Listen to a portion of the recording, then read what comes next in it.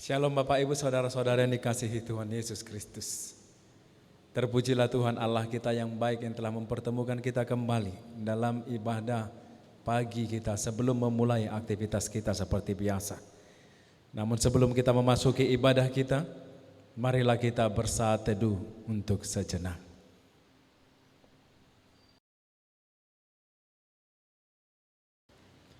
Bapak Ibu Saudara-saudaraku yang dikasihi Tuhan Yesus Kristus, marilah kita bernyanyi dari buku ND nomor 92 ayat yang pertama.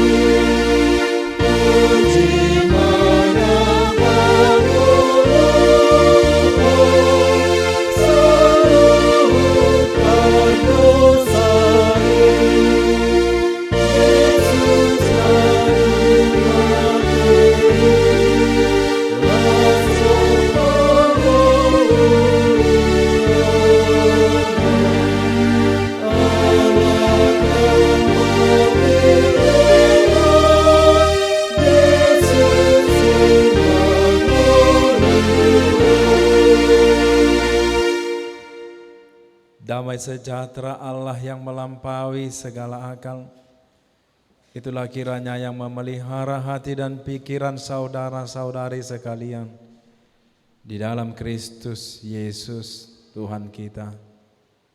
Amin.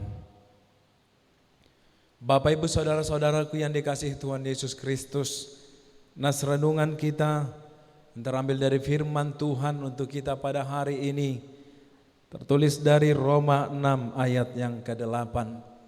Roma 6 ayat yang ke-8. Demikian dikatakan di sana. Jadi jika kita telah mati dengan Kristus, kita percaya bahwa kita akan hidup juga dengan Dia. Jadi jika kita telah mati dengan Kristus, kita percaya bahwa kita akan hidup juga dengan Dia. Saudara-saudaraku, dosa membawa Yesus ke kayu salib, yakni dosa kebohongan, dosa kecemburuan, amarah, pengkhianatan, dan lain-lain.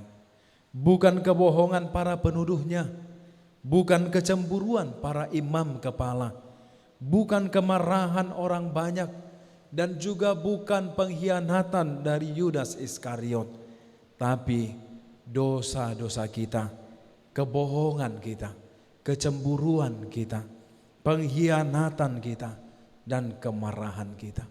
Bapak Ibu Saudara-saudariku, tentunya di dalam kehidupan kita, kita masing-masing telah memiliki daftar dosa yang telah kita lakukan, bukan? Dosa apa yang masuk di dalam daftar yang kita pikirkan atau yang telah kita renungkan? Apakah itu kemarahan? Atau mungkinkah itu suatu kecanduan? Bisa jadi itu merupakan suatu kesombongan dan prasangka buruk. Atau mungkin juga itu adalah mata yang penuh nafsu atau lidah yang penuh dengan kebohongan. Mungkin juga itu adalah keegoisan atau tindakan pergaulan bebas yang kita lakukan di dalam kehidupan ini. Yang jelasnya, Bapak Ibu Saudara-saudariku, dosa-dosaku mungkin berbeda dari dosa-dosa saudara-saudari sekalian. Kita memiliki banyak daftar dosa yang panjang di dalam hidup ini. Semua daftar dosa telah disertai dengan label harga yang begitu mahal. Bapak Ibu Saudara-saudariku, dosa seumur hidup sudah cukup untuk membuat banyak hutang besar di dalam kehidupan kita. Secara sederhananya, harga dosa kita lebih dari apa yang dapat kita bayar di dalam hidup ini. Tapi kasih karunia Tuhan lebih dari apa yang bisa kita bayangkan di dalam kehidupan ini. Tahukah kita bahwa Tuhan melakukannya dengan daftar dosa kita? Dengarkanlah apa yang dikatakan oleh Paulus berikut. Kamu sudah mati di dalam dosa dan keinginan berdosamu belum hilang. Kemudian Dia memberi kamu bagian dalam kehidupan Kristus karena Dia telah mengampuni dosa-dosamu dan menghapuskan yang terbukti terhadap kamu, daftar perintahnya yang tidak kamu taati. Dia mengambil daftar dosa ini dan menghancurkannya dengan memakukannya di salib Kristus. Bapak, Ibu, saudara-saudariku, tragedi sering sekali merusak dan terkadang menghancurkan iman kita. Mungkin karena kita kehilangan pekerjaan, atau mungkin kita kehilangan teman-teman atau saudara yang kita kasihi. Mungkin kita merasa Tuhan tidak muncul ketika kita pikir Dia seharusnya datang di dalam hidup kita. Ketika kita mengalami hidup yang menjadi sulit atau harapan kita menjadi hancur, iman kita bisa mengalami pukulan yang sangat menekan dan sangat meremukkan. Saudara-saudaraku, kemudian kita mulai bertanya-tanya di dalam hati, mengapa Tuhan membiarkan aku di dalam situasi terburuk yang terjadi saat ini? Mungkin juga kita akan bertanya, apakah Tuhan benar-benar ada di dalam hidupku? Saudara-saudari, bila iman kita terguncang, kita di dalam suatu keraguan atau di dalam suatu ketakutan, dan semuanya itu muncul berganti silih berganti di dalam hidup kita, ingatlah, jangan tinggalkan Tuhan. Berikanlah dirimu diperbaharui dan berikanlah hidupmu dipulihkan oleh Tuhan. Saudara-saudariku, jika kita kembali ke kisah Petrus dan Yohanes ketika menemukan kubur kosong, mereka kembali ke kota. Tetapi Maria dan beberapa perempuan yang mengikuti Yesus tetap tinggal di kuburan yang kosong itu. Tiba-tiba malaikat hadir di sana di hadapan mereka dan berkata, "Jangan takut. Saya tahu bahwa kamu sedang mencari Yesus yang sudah mati. Dia tidak ada di sini. Dia telah bangkit dari kematian seperti yang telah Dia katakan. Datang dan lihatlah tempat di mana tubuhnya dibaringkan." Bapak, Ibu, saudara-saudariku, kebanyakan orang-orang saat ini berharap untuk memiliki dan mendapatkan umur yang panjang dan penuh dengan kebahagiaan. Tetapi Yesus menawarkan dan memberikan lebih banyak lagi daripada semua itu. Dia menawarkan dan memberikan segalanya, selamanya. Dia menawarkan dan memberikan keabadian. Janji hidup kekal adalah detak jantung harapan itu. Itulah yang kita sebagai orang Kristen rindukan dan kita nantikan di dalam kehidupan kita. Rasul Paulus mengatakannya seperti ini. Dan karena kita mati bersama Kristus, kita tahu kita juga akan hidup dengan Dia. Kita yakin, kami yakin akan hal ini karena Kristus telah dibangkitkan dari antara orang mati dan Dia tidak akan pernah mati lagi. Saudara-saudara yang dikasihi Tuhan Yesus Kristus, kematian tidak lagi berkuasa atas dirinya. Ketika Dia mati, Dia telah mati untuk sekali dan mematahkan kekuatan dosa. Tetapi sekarang Dia hidup untuk kemuliaan Tuhan. Kubur kosong menunjukkan sebagai pengingat yang kuat bahwa Kristus bangkit dari kubur, tidak pernah mati lagi. Dia berjanji bahwa jika kita percaya kepadanya, maka kita akan tinggal bersama-sama dengan Dia selamanya.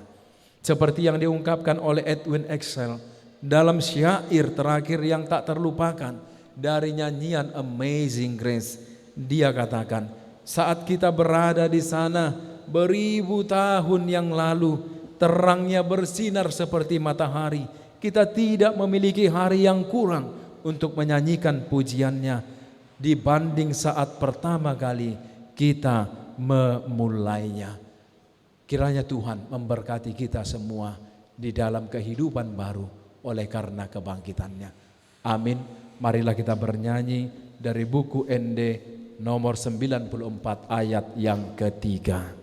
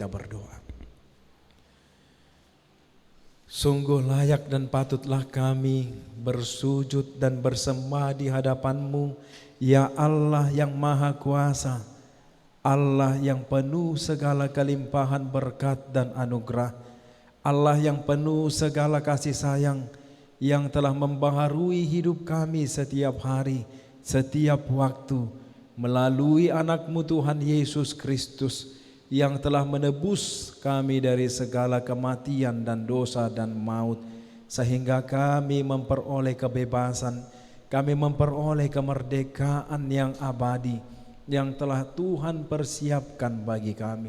Seperti mana firman-Mu yang telah berkumandang bagi kami di hari ini ya Tuhan, menyerukan kepada kami bahwa kasih-Mu tiada berkesudahan sampai selama-lamanya, bahwa cinta-Mu selalu melingkupi hidup kami dan selalu membaharui kami pribadi lepas pribadi dalam setiap waktu yang kami jalani.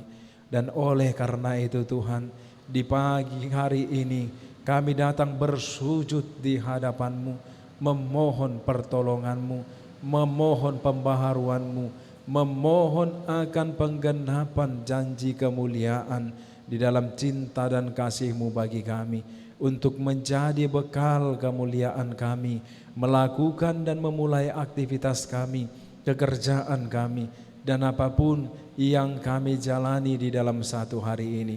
Kami percaya Tuhan telah menebus kami melalui darah suci dan darah kudus anak-Mu Yesus Kristus, yang membuat kami tidak akan terjatuh di dalam dosa, yang membuat kami tidak akan terperangkap di dalam kejahatan dan di dalam setiap pencobaan. Kami berserah diri ke dalam tangan-Mu ya Allah. Manusia yang lemah dan tak berdaya ini, biarlah kiranya Roh Kudus-Mu yang memimpin dan menuntun kami dalam segenap langkah dan pekerjaan, serta dalam setiap perencanaan pikiran dan hati kami. Terpujilah Engkau Bapa kami yang di surga. Kami puji nama-Mu selama-lamanya, ya Allah yang Raja mulia. Kami berserah diri ke dalam tangan-Mu. Kiranya Engkau yang menghapuskan segala dosa dan pelanggaran kami oleh karena anak-Mu, Tuhan Yesus Kristus Tuhan kami. Amin. Anugerah dari Tuhan kita Yesus Kristus, kasih setia dari Allah Bapa, dan persekutuan Roh Kudus kiranya memberkati kamu sekalian hari ini dan sampai selama-lamanya. Amin. Shalom, selamat memulai dan melanjutkan aktivitas dalam satu hari ini. Tuhan memberkati.